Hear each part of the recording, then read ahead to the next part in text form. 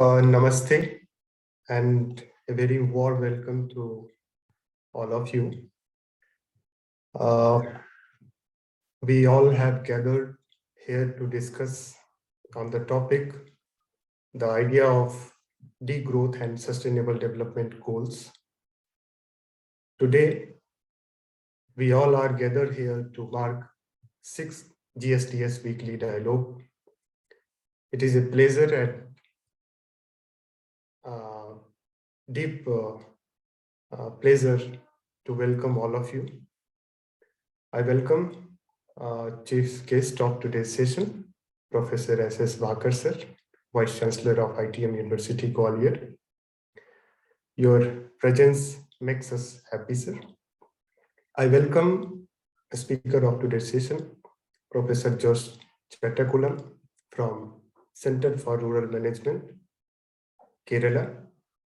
I welcome the second speaker of today's session, Dr.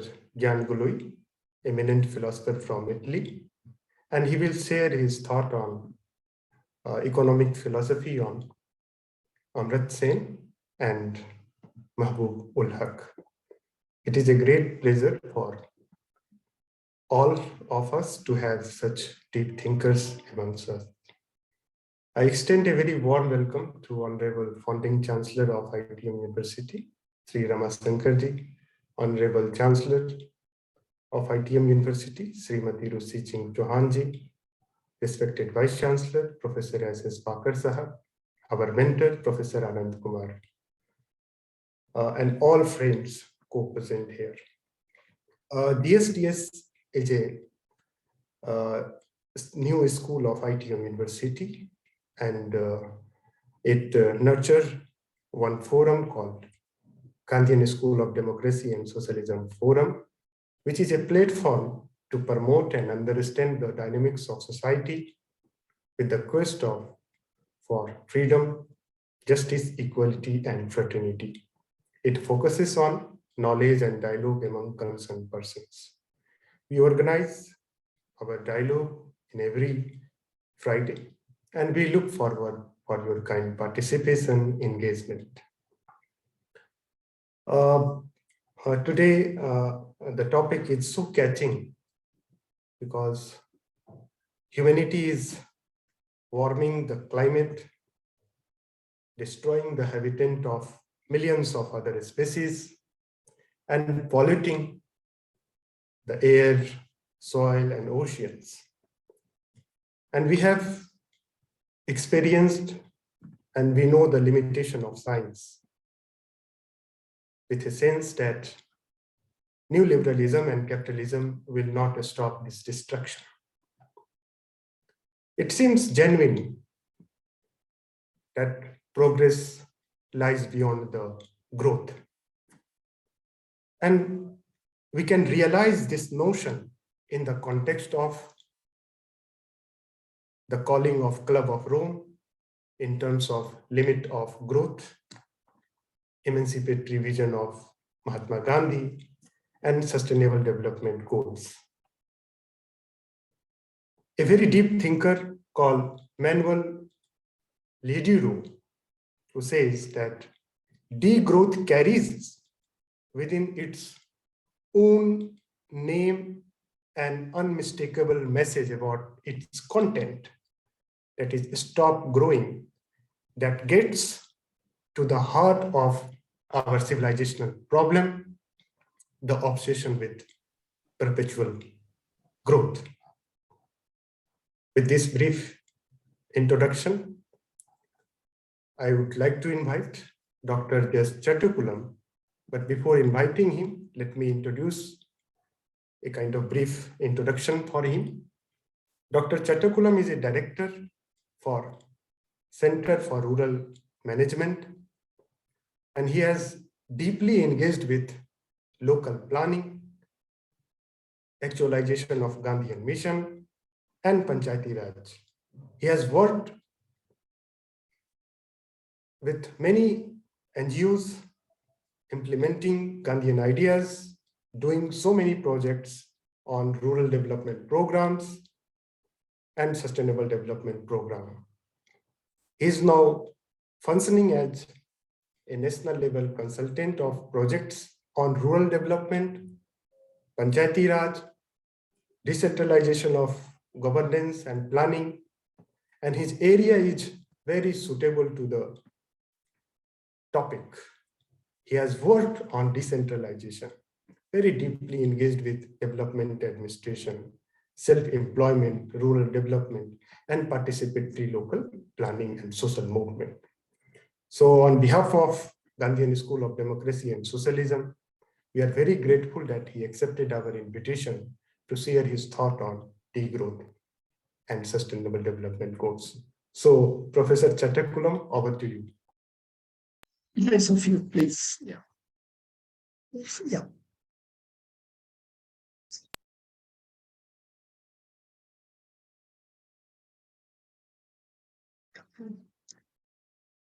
Yeah, it is actually, is it visible, my slides?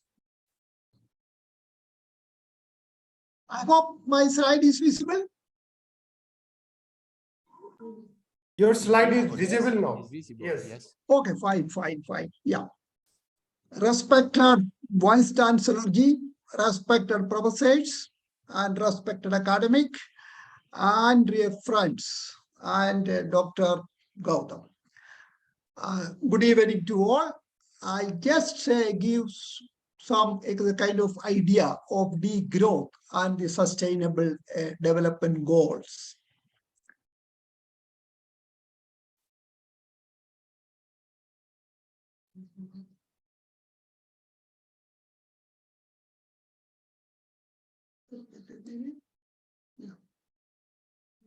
Just a second, yeah.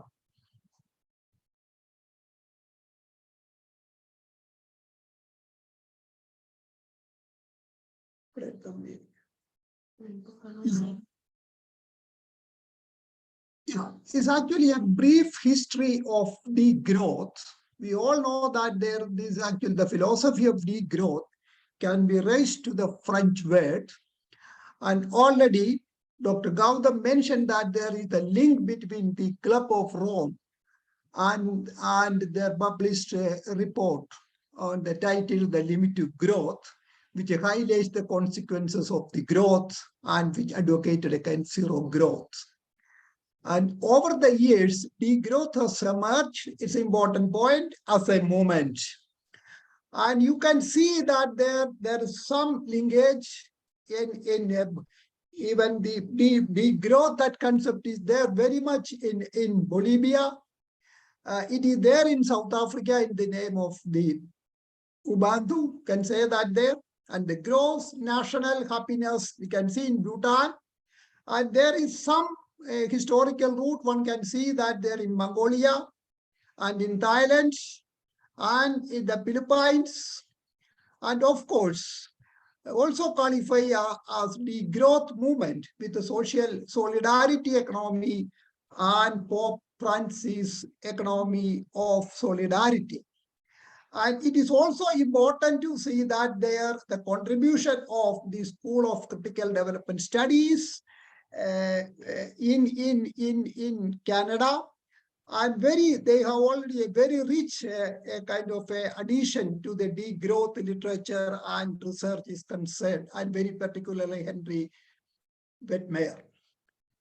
Yeah. You see, the important point is that there, I would like to mention that there, the Indian roots in degrowth.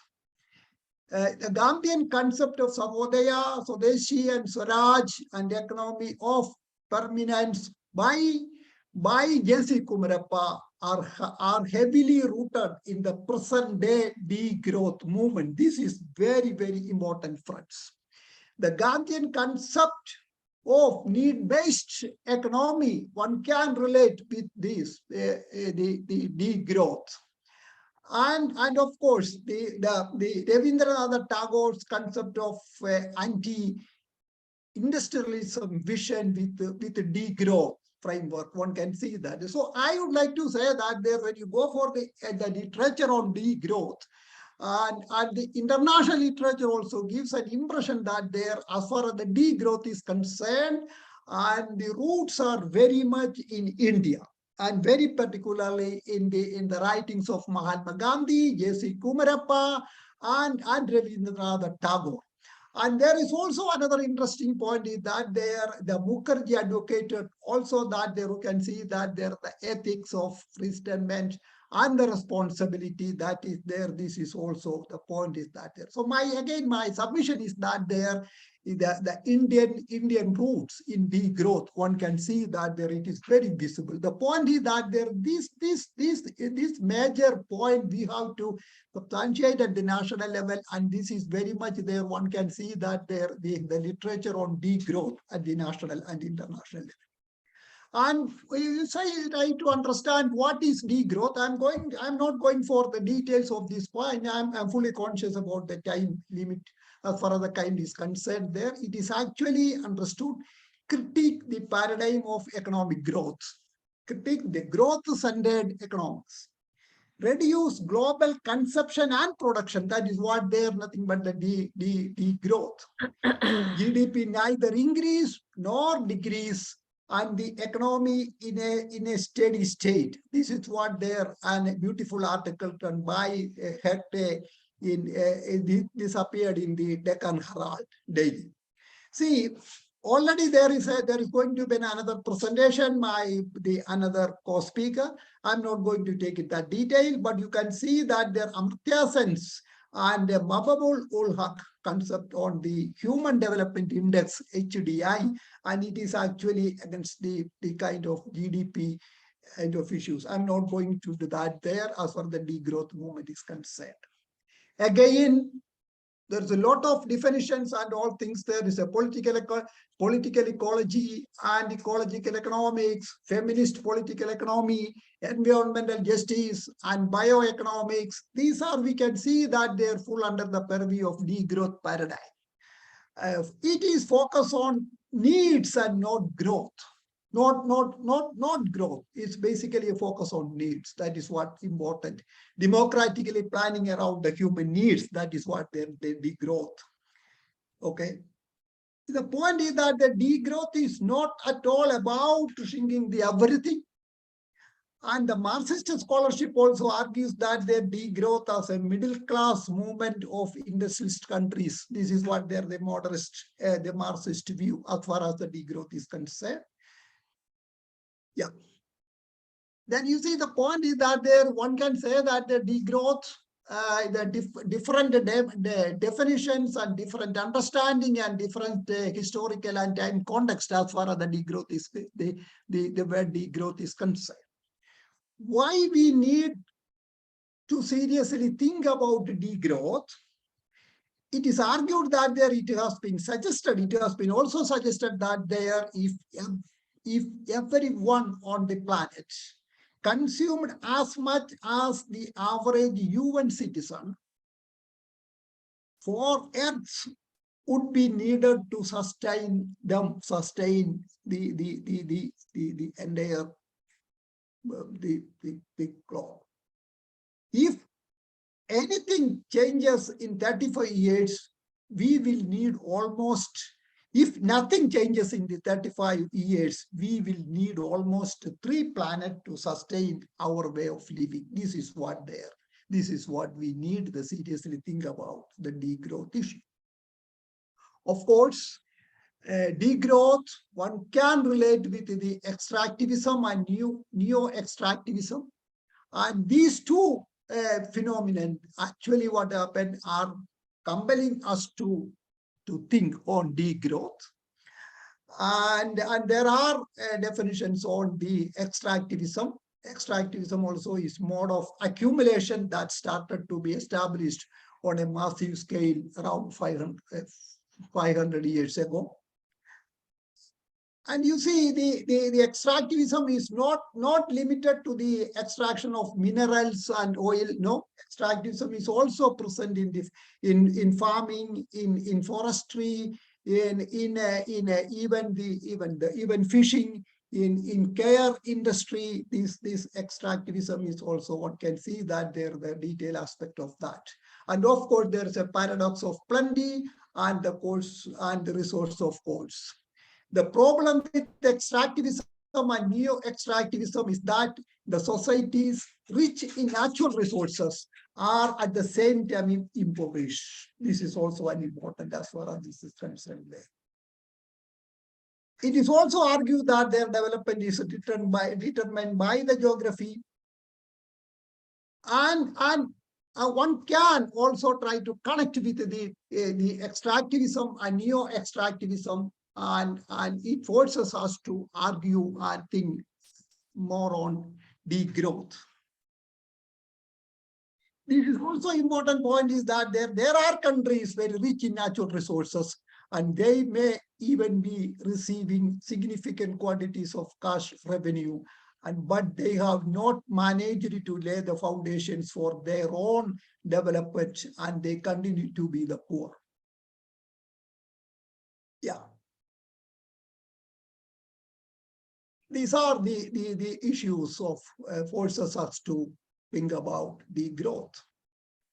I have a very beautiful the statement from Kumarappa.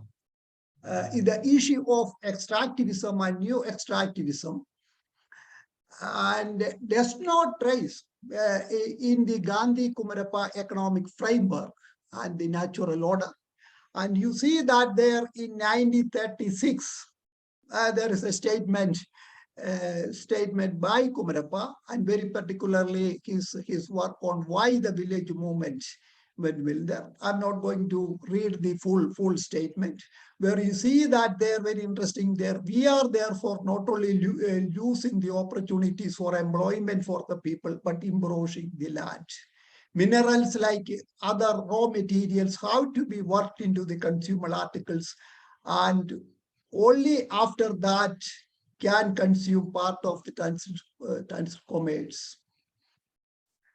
A Swaraj government will not only organize the exploitation of the raw materials for the people, but will help them to use these in their industries, things there. You see, while Kumarappa does not use the word extractivism and neo-extractivism, it is evident from the words Kumarappa used to describe the exploitation of natural resources for greed that he was warning the future generations of this plundering and the exploitation of natural resources. It is interesting to note that there Kumarappa speak and write about the ill efforts of extractivism and neo-extractivism back in 1936 underlying, while it took more than 70 years for scholars to place it within the paradigm of extractivism and neo-extractivism. Gandhi also addressed the issue of extractivism and neo-extractivism in his lifetime. Yeah. You see, Gandhi once said, but for the last 115 years, the trend has been for cities to exist only to seek the wealth out of the villages. They took raw material from the villages, carried on trade with foreign countries, and made crores of rupees.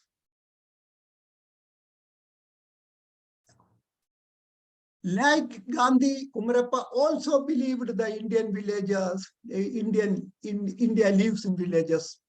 Kumarappa also strongly advocated that village in India should serve the foundation of the economic planning.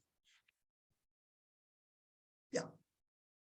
Kumarappa's economics model was deep-rooted in the local economic development based on the emergence and sustainability of community-based, community-owned, community-managed enterprises in the villages.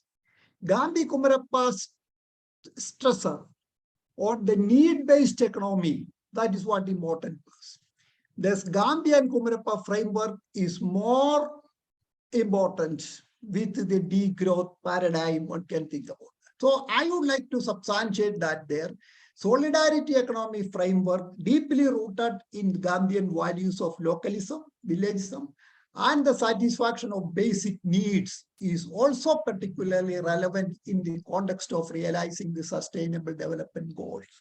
I would like to substantiate that there we can achieve sustainable development goals by accepting the Kumarappa Gandhi framework and Kumarappa Gandhi's understanding of the natural-based planning for the local economic development. Thank you.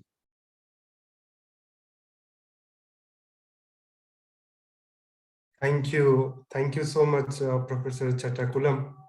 As always, the kind of insight that you deliver is very important. And I can recall one quotation of Mahatma Gandhi when he says, God made the village and man made the city. I really subscribe your notion of development. And I subscribe because when we understand development with Gandhian insight and when we understand the quest of sustainable development, and then we can also think about the rights to the nature. And one very important economic insight which Gandhi taught us is that development must come inside out rather than imposing outside in. So thank you so much for an excellent deliberation. Now it's time to invite our second speaker, a deep seeker, Dr. Gianluigi. He is from Italy. He is a deep seeker in philosophy, but his work is very much interesting because he worked on Amartya Sen philosophy. So may I like to invite Dr. Gyan to share his thought. Thank you Yes. very much for the invitation. I would like to communicate with you my PowerPoint so that perhaps I can. Yes, you can share your PPT because now you are co-host. Yes, it's part of this. Ah, see it. Perhaps it is here. Let's see whether I can.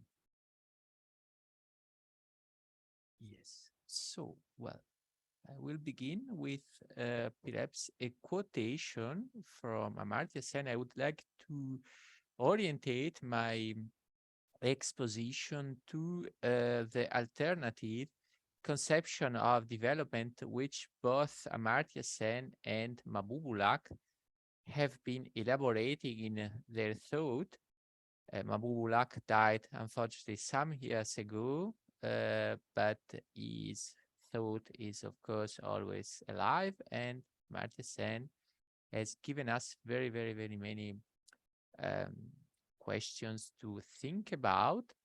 And the common point of both thinkers regarding development consists in development not being something which can be reduced to the growth in GNP and to the growth in economical measures, in the normal, usual, traditional economical measures.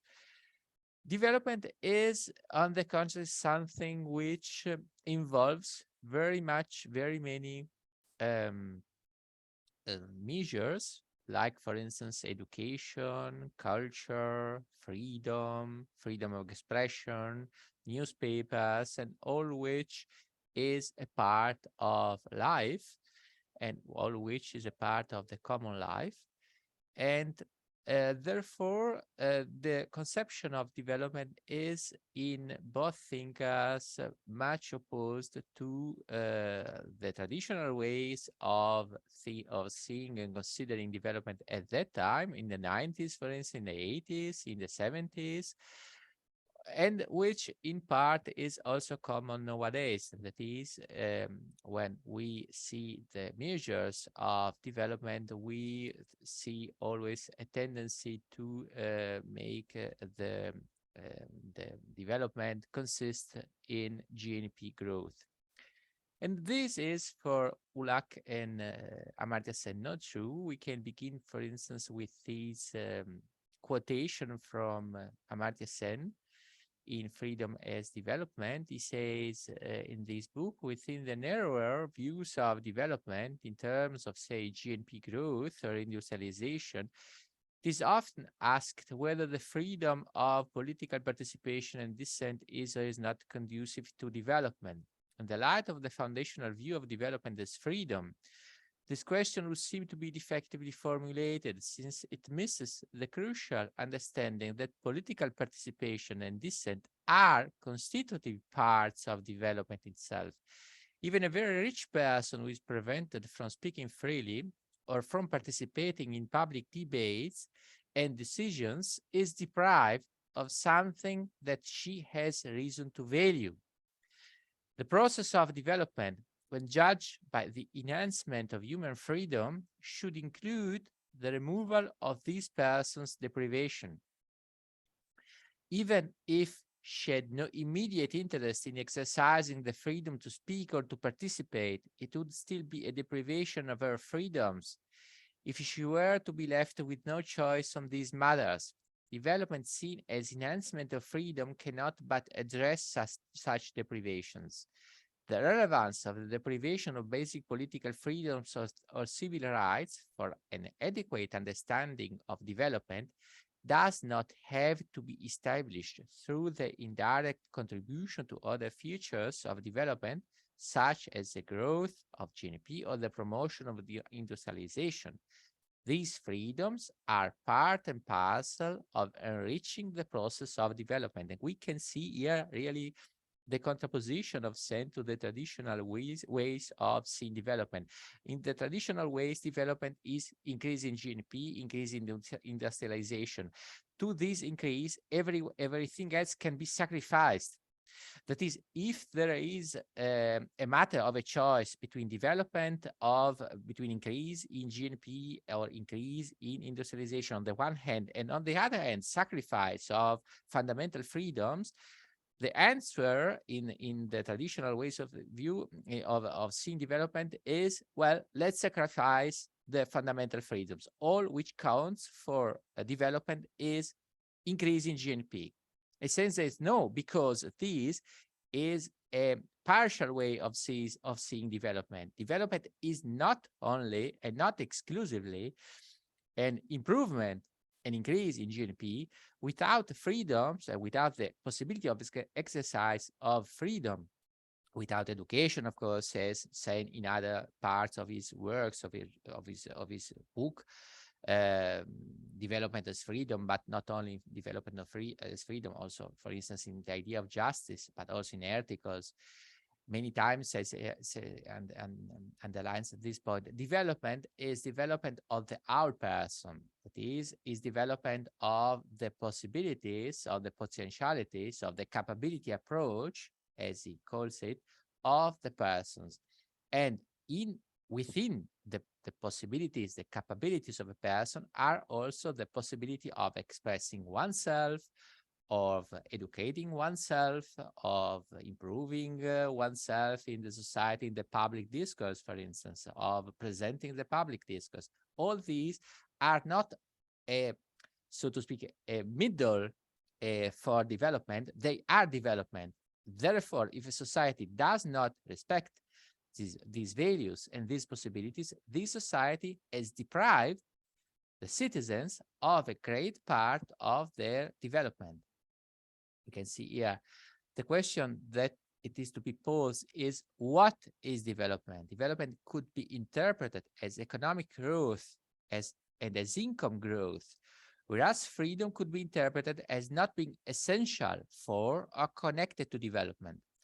This is a possible interpretation of development, and we find this interpretation also nowadays, but it is not Sen's interpretation of development. It is also not Mahbub Ulaq's interpretation of development, as we will see. Development cannot, in Sen's opinion, be separated from freedom. Freedom is constitutive, is essential for development, is development itself. Participation and dissent are constitutive part of development. Prevention from free speech or from participation in public debates and decisions is deprivation. Deprivation of development and from the possibility of development. Development must include the liberation from this kind of prevention. That is, here it is really a question of definition. How we define development? Do we want to define development as increase in GNP, or do we want to adopt a completely different interpretation of development and see development as development of the our person? This is the point.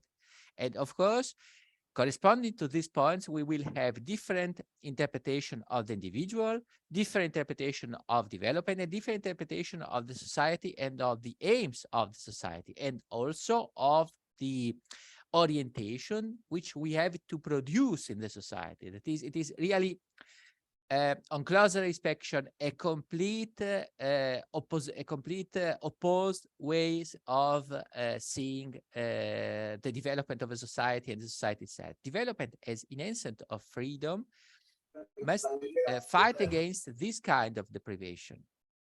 Excuse me. And freedoms is or are the aim, the authentic aim of development in Amartya's sense, or are the development itself. The point is that to speak of development as freedom is already a choice.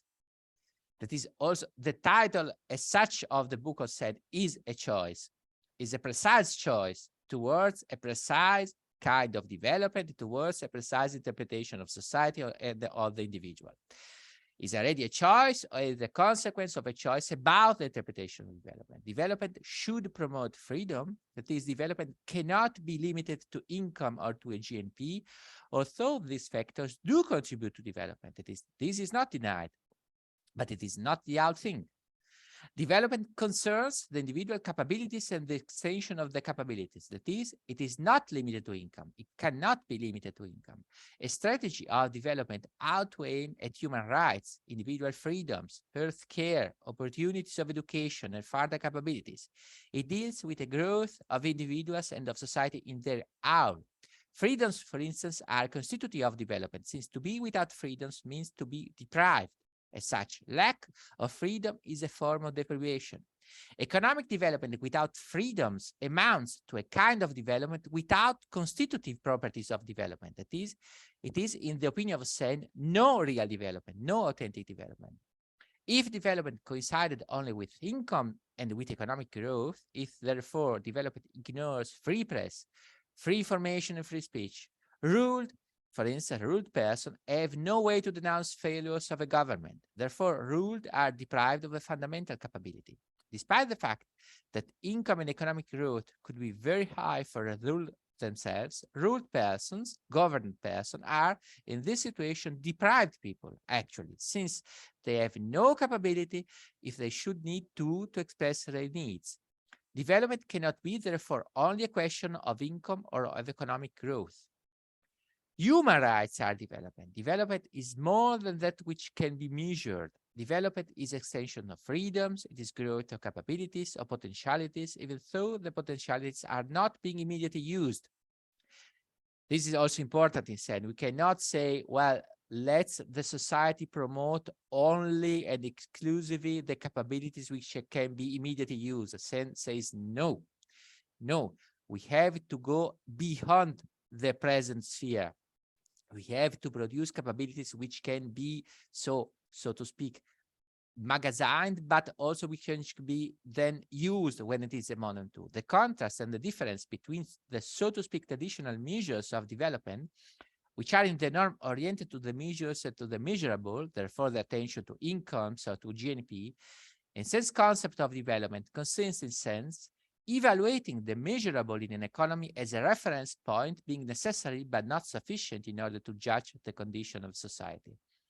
Sense approach is a capability approach. That is, it dedicates its same attention to the capabilities and not only to the actualities that citizens of state have at their disposal. To insist only on the actual, measurable goods means not to be able to see the failures of a society. A reliable judgment concerning the condition of society should not base itself only on the results, but on the potentialities which, even though they are not used, could be used in case of necessity. Only in this way can the condition of society be reliably judged, since only in this way it could be seen what lacks in a society. I see that perhaps I should go to Mahbub in order to say something also on Mahbub thought, and we will see that there are very many common points between the two thinkers. It is also due to the fact that two thinkers had worked very much together when they both worked in the World Bank, for instance, and in other institutions. And there are similarities. We can see so immediately something as regards an analogy between the two. Ulak, for instance, on development and the enlargement of people's choice, Ulak says in his book Reflections on Human Development, 1994, the basic purpose of development is to enlarge people's choice.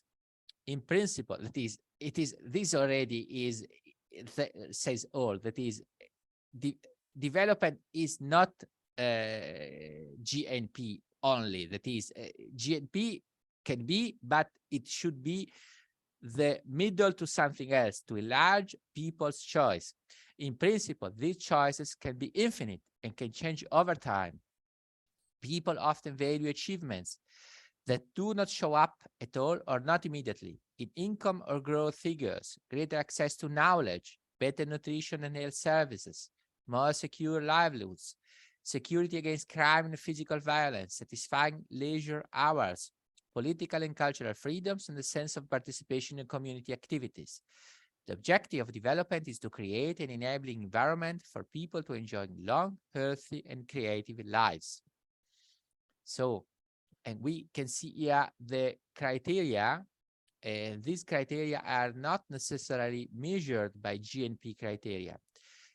Greater access to knowledge, better nutrition, better health services, more secure livelihoods, security against crime, security against physical violence, satisfying leisure hours, political freedoms, as in said, cultural freedoms, participation in community activities, public policies, for instance, development, how to have, in the opinion of Ulak, these targets as its own aims.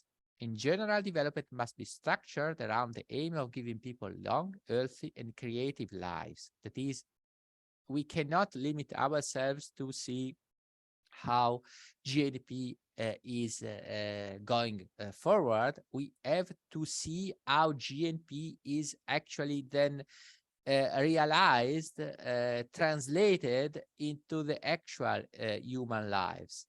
Ulak says many times in his works, we have to see how the GNP is distributed. It can be, for instance, that we have development, increase in GNP, but we have not a corresponding translation of GNP all over the society. That is, the richness, for instance, is limited to only some people. This is a choice of, is a matter of politics. That is, government should say that, should determine how then the increase in GNP is distributed.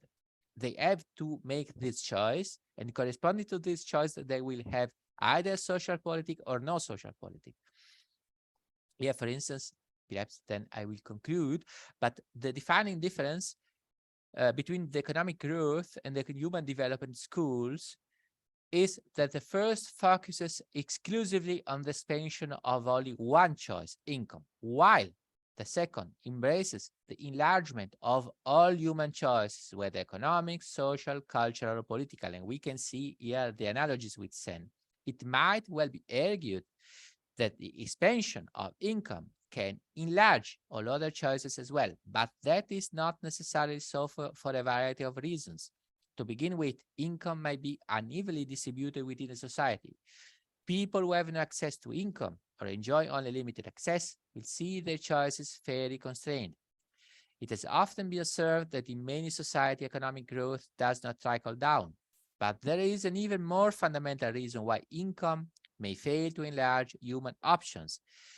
It has to do with the national priority chosen by society or its rulers, guns or butter, an elitist model of development or an egalitarian one, political authoritarianism or political democracy, a common economy or participatory development.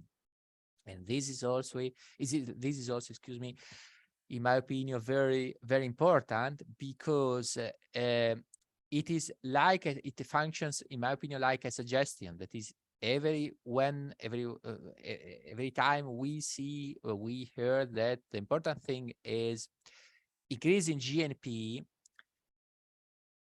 it there is a reason to the suspicion that those who say this does want to conceal how then the GNP is distributed. That is, they say GNP is the only thing which counts, in order not to say then how the national priorities chosen by society or its ruler are. That is, to speak only of GNP increase is, in my opinion, a suspicion that those who say this do want to consider how then this GNP increase is then distributed and how which the priorities in the countries are. For instance, guns or butter, an elitist model of development or an egalitarianism, political authoritarianism or political democracy, a common economy or participatory development, as Ulak says. Only in order to conclude, perhaps a last quotation from Ulak, which seems to be very important and very sense. Many human choices extend far beyond economic well-being. Knowledge, health, a clean physical environment, political freedom, and simple pleasures of life are not exclusively or largely dependent on income. National wealth can expand people's choice in these areas, but it might not.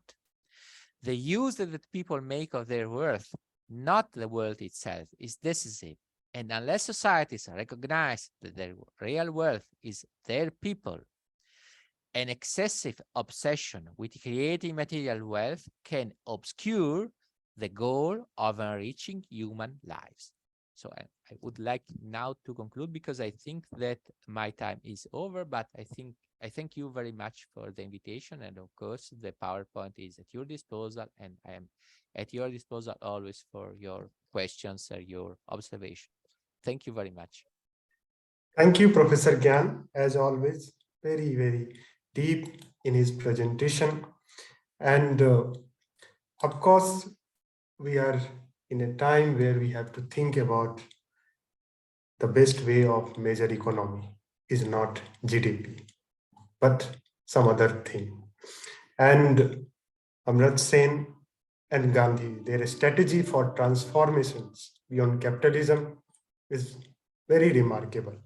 So thank you so much for sharing beautiful, insightful deliberations with us. So dear and respected friend, now it's time to share some of your queries. So I can see in chat box also, there are many questions. So first, I would like to invite Dr. Alok Bajpai ji.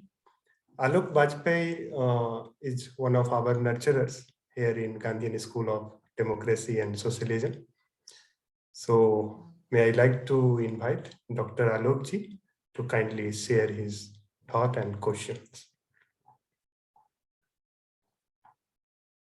Alok ji, please unmute yourself and ask your question.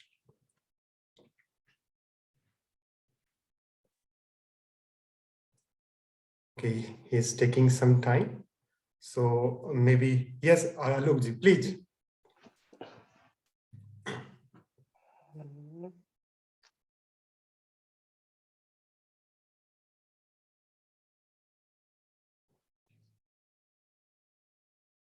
So am I audible? Yes, yes, Mr. you are very much audible, Yes, sir. yes, Uh, yes. I have just raised a query or an inquiry in the chat box about Professor Joe's argument. He spoke about a kind of Gandhi and Kumarappa model, economic model. I just would request you to Professor whether this was an exclusive model which was not in harmony with the Indian national movement's deliberations on economic affairs and matters as they have all have been described in Nehru plan and so many things. I just want to know his views over this. Thank you. Thank you so much, Professor Chathukulam. Please. Yeah, it's a very, very interesting point in the sense that there, you see, Nehru, the model of development, and immediately after the independence, India faced many problems. And at that point of time, what happened, it was a general consensus was there, Nehruvian paradigm was the right way to address the Indian issues, the problems and all things there. And we have not given so the model propagated by especially Professor the J.C. Kumarappa based on the village economy and the village development model, and very particularly the decentralized political and economic development. But now the interesting point is that the present contemporary world, and there is an internationally powerful movement in the sense that the intellectuals, academic community, all over the country and different parts of the world, they come forward that this kind of a growth, we are not in a position to proceed it further. So people actually thinking to some kind of a degrowth, some kind of issues. And one can correlate with these issues in different countries and different economic school of thought. And it started from, as already mentioned, that the club performed their contribution. And of course, the critical, the development models, also the critical development studies and critical and development paradigms, it started there. Now, I'm fully convinced in the sense that we need a kind of a different kind of a path, a development path, that I feel that is a kind of a degrowth, and very particular, not based on the GDP, but based on the human development indices and the happiness index. And we have to rework and revisit the model which we develop, not only in India and all over the world. And that is why people are thinking about a movement in such, there is not other degrowth. Thank you. Thank you. We have with us Dr. Anima. So, Dr. Amina, please share your thought and question.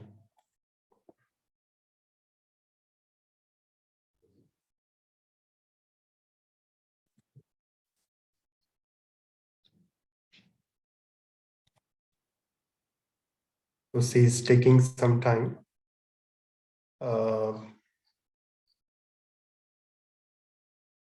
One very simple question asked by Dr. Said. Why Gandhian progressive thought has lost relevance in the present scenario? So, and Asutosh has raised his hand. So Asutosh, please ask your question. Unmute yourself and ask your question.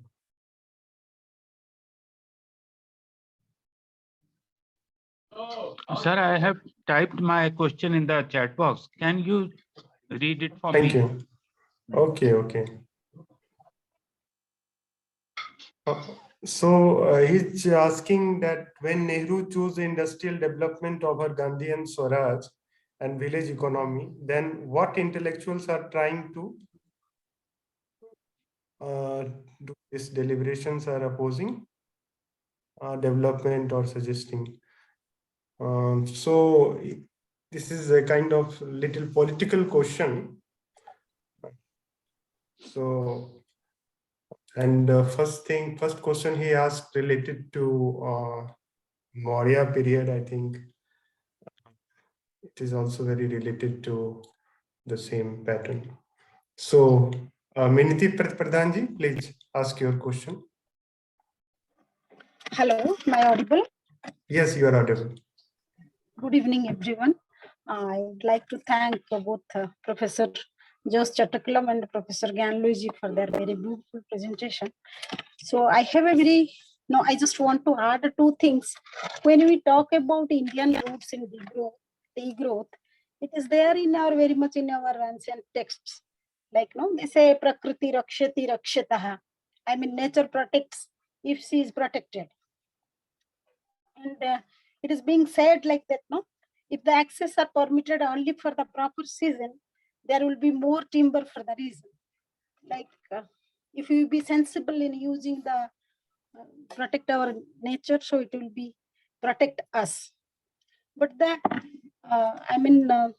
in when they were telling, Professor Chathukulam was telling about the satisfaction of basic needs, I have a simple question, like social question, like, today's basic, comfort becomes tomorrow's basic need. The people who are privileged, what they use it today as a comfort, it's basic need, becomes comfort for a underprivileged. How in the degrowth, in the modern context, how the balance can be kept, giving this degrowth scenario.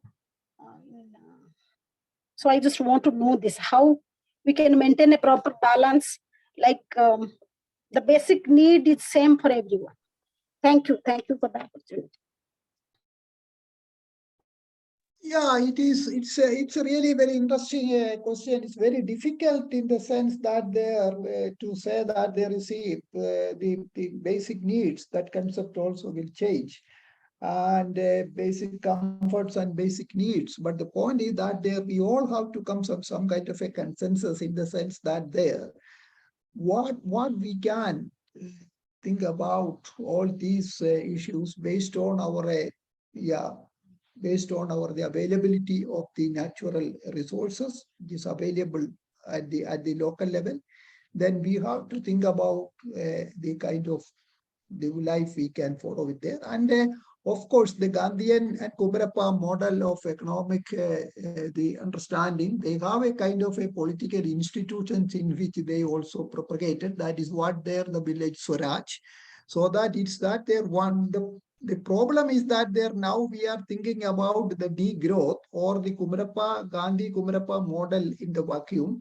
But when it operationalizes based on the economic paradigm of things there, definitely the political institutions, political culture and values, our idioms, everything will change based on that. What I mean that there, the Gandhi Kumarappa, it is not purely an economic model. It's a kind of a Gandhi Kumarappa,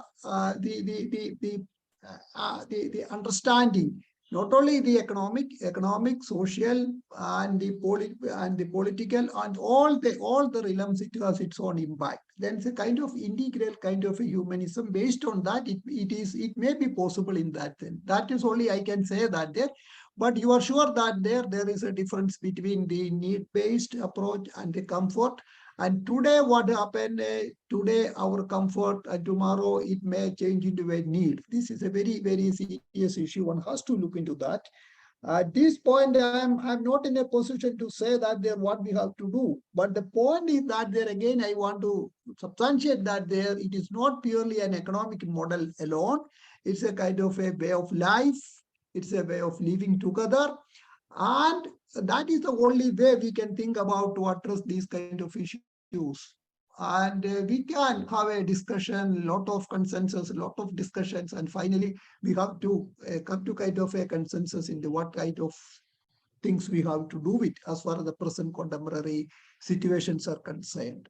But the point is that we should have a kind of a very strong critique on the development path in which we are following. Thank you. Thank you, sir. Thank you. Dr. Amina, she's taking some time. So my question is for Dr. Gyan, that, when we talk about economic modeling, it is often, seen that economic modeling ignores the class consequences for free trade for GDP growth. So how would you respond this question? And my another question related to this is that, can we think about, or is there any possibility of thinking about universal basic income?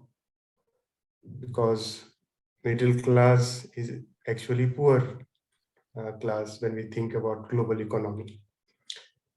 And third question is related, okay, we can ignore GDP in terms of consumption, but even when we then again there will be a question of method of measuring the growth for that matter, because the living condition and economic well-being and happiness, these are something very subjective and very it is very difficult to express the happiness in terms of degree, in terms of model. So I'm okay, I accept the fact that GDP is very insufficient economic indicator, but other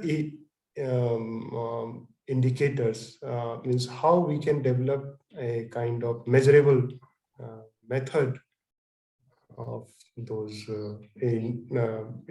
growth for that matter. Yes, Professor Gyan, over to you.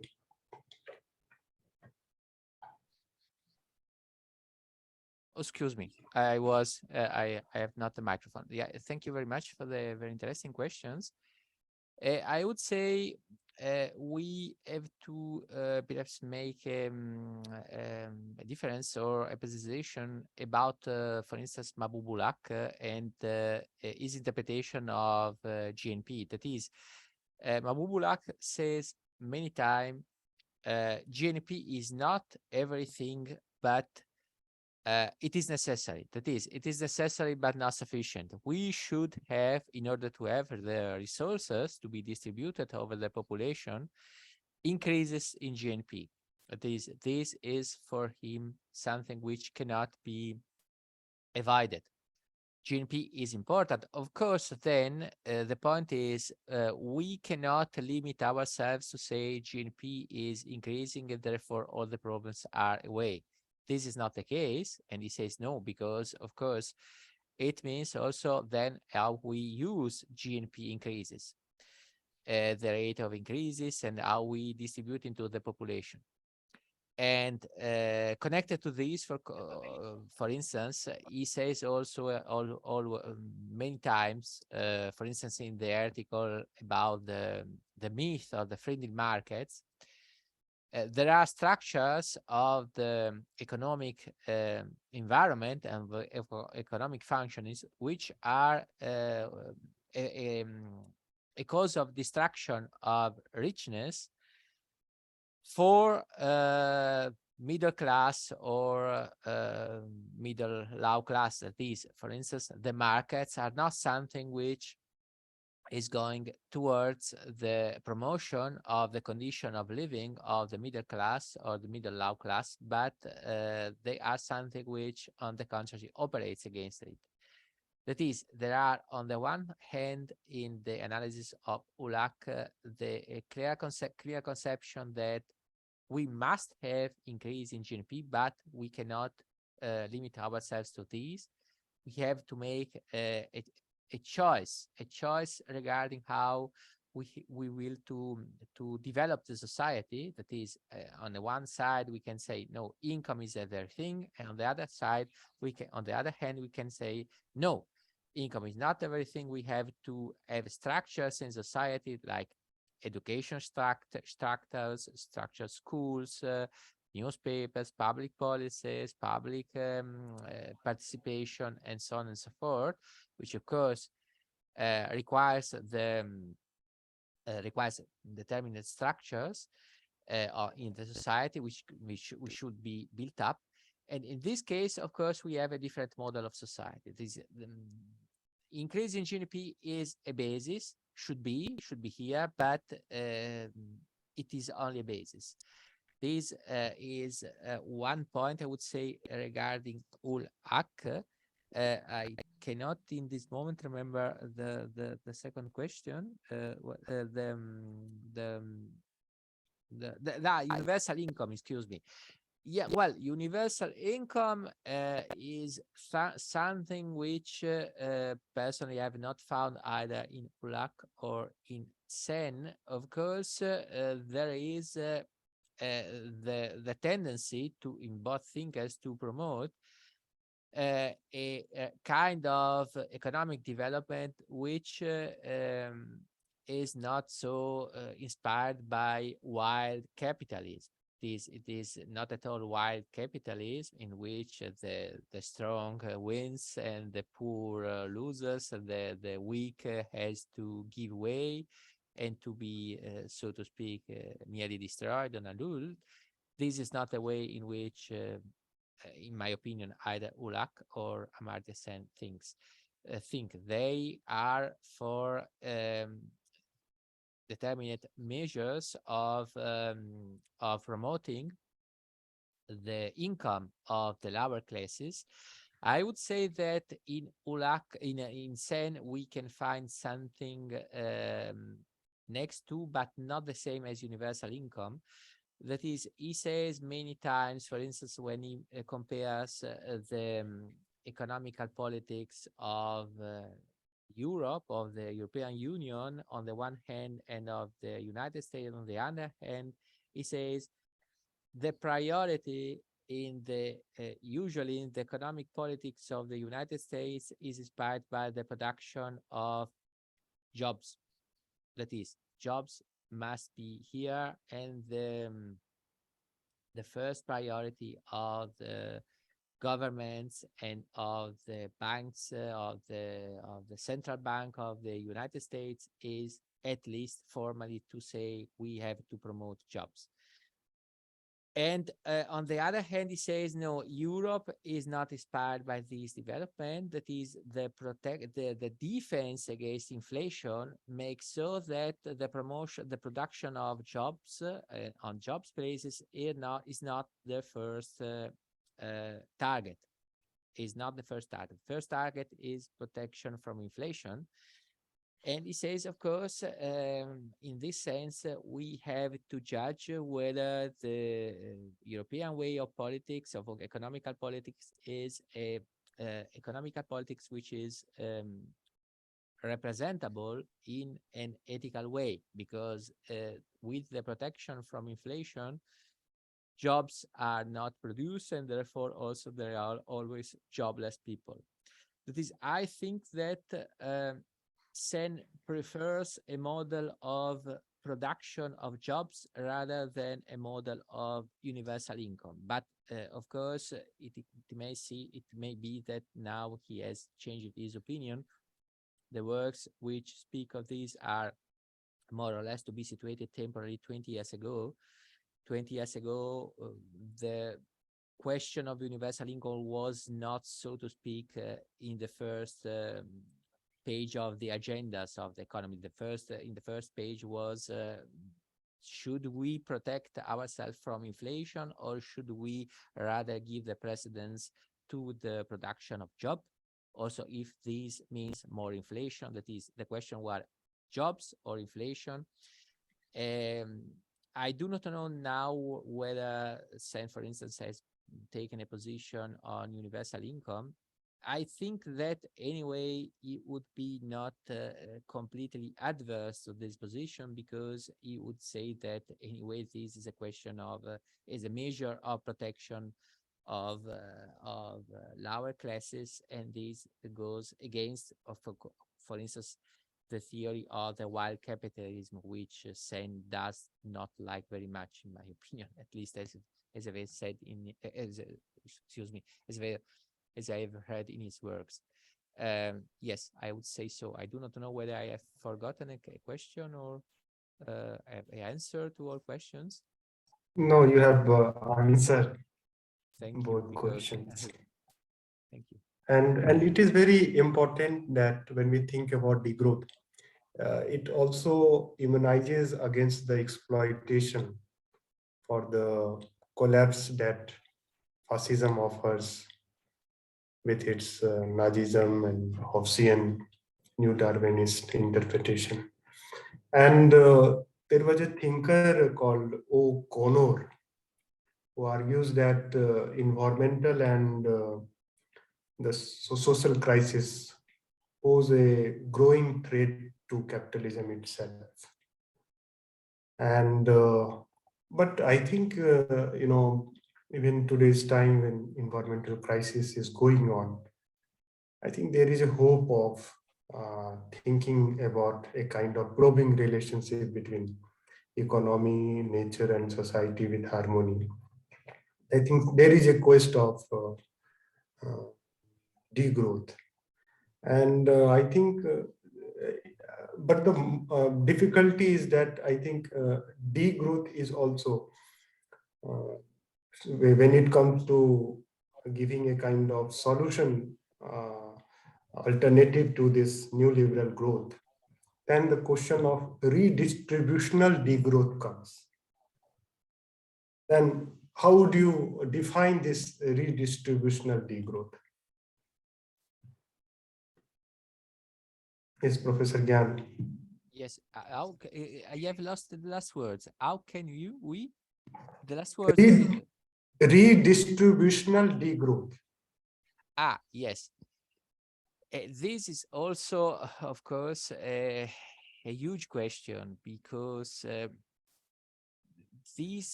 I think that we have, first of all, to determine how society, which aims we have in society. That is, if we have, for instance, an option for education and for school system, then of course degrowth cannot disadvantage school education, school system, education, and so on. That is, we can accept degrowth, but this degrowth should, for instance, go in order to protect the environment, but should not be directed against the promotion of education, of school system, of alphabetization, and so on and so forth. I think that a system of degrowth in this moment should be oriented, as far as I can see, to the protection of the environment, to the protection of ecology, to the protection of course of the animal system. It could be also, as far as I have read, for instance, in Jeremy Rifkin, be for the substitution of determinate alimentary system with other ones that is more inspired, for instance, by vegetarianism. That is, I think that degrowth should be oriented rather in the economical system of the protection of the environment on the one hand, on the other hand also on the protection, on the substitution of the alimentary uses which destroys very much part of the environment, and which causes very many damages to the environment itself, mostly in some countries, but all over the world. I think that degrowth should be oriented in this system, in this particular sector of the economy. Of course, also is a question which are the priorities of a society. I think this cannot be detached from the priorities, which a society has, which a government has, and of course, degrowth can be different things depending on the choices which a government makes. Yes. Yes, thank you so much, Dr. Gyan. Yes, Dr. Chathukulam, would you like to add something? My point is that the point is that there is very difficult to get a kind of a consensus on the present contemporary world, and the point is that we would like to try to understand. You are very right. Try to understand the meaning and importance of the degrowth. Of course, it has to be contextualized in the different context. Also, you mentioned that the redistribution of the degrowth and the class issue also have to be addressed in the class issue as far as the degrowth is concerned. Of course, what I mentioned that the point is that it is not nothing but is a kind of a shrinking the growth. It is not that basically, and it's a kind of a way of life, and it actually embraces all aspects. It embraces, of course, economics, polity, social issues, cultural issues, your environmental issues, ethical issues. Is a really a paradigm, is a kind of a new way of life. One has to think it that.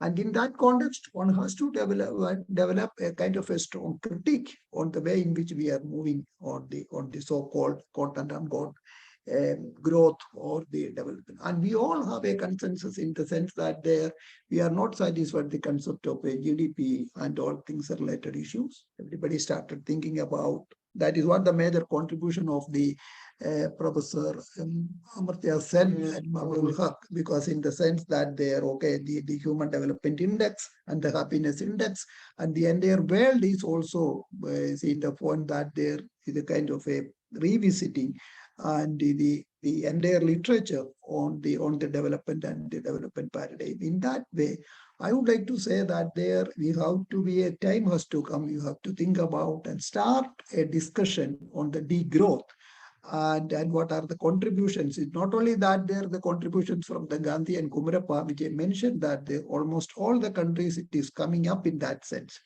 When you talk about the South African context, what is that there? I am here because you are. You are also there. That is what there I have some kind of a relevance. I am here because you are, in the sense that there is a kind of sharing, this kind of a questioning the issues we have developed in that context. And you see, the point is that we have to make a kind of a strong critique on the political economy of the growth and the growth related issues and development models in which we have developed. And we have to seriously start thinking and criticizing and developing a critique on the development paradigm and all things there, of course. And I feel that there is a lot of consensus in that there is a kind of a democratically thinking, a kind of a developing, a kind of a decentralized planning, a kind of a decentralized polity. That may be the answer as far as this issue is concerned, as far as the degrowth. It is actually an evolving kind of a concept. And we have to contribute a lot for developing a pure concept of degrowth. Thank you. Thank you so much. And the true democracy is impossible without generalized equality comes into the picture. So thank you so much for an excellent session. So, and we are also running out of time. So it's time to offer vote of thanks. So on behalf of Gandhian School of Democracy and Socialism, I, Randhir Kumar Gautam, feel very honored that we have two excellent deliberations. We are very thankful to Professor Gyan and Dr. Chathukulam and all friends co-present here. I can see so many important persons, so many good friends. I can see Miniti Pradhanji, Alok Vajpayee, Dr. Sipra, Dr. Karthik, Dr. Meera, Professor Meera Chakrabarti, and all friends who asked questions and made very fruitful and engaged session. Thank you so much and have a good night.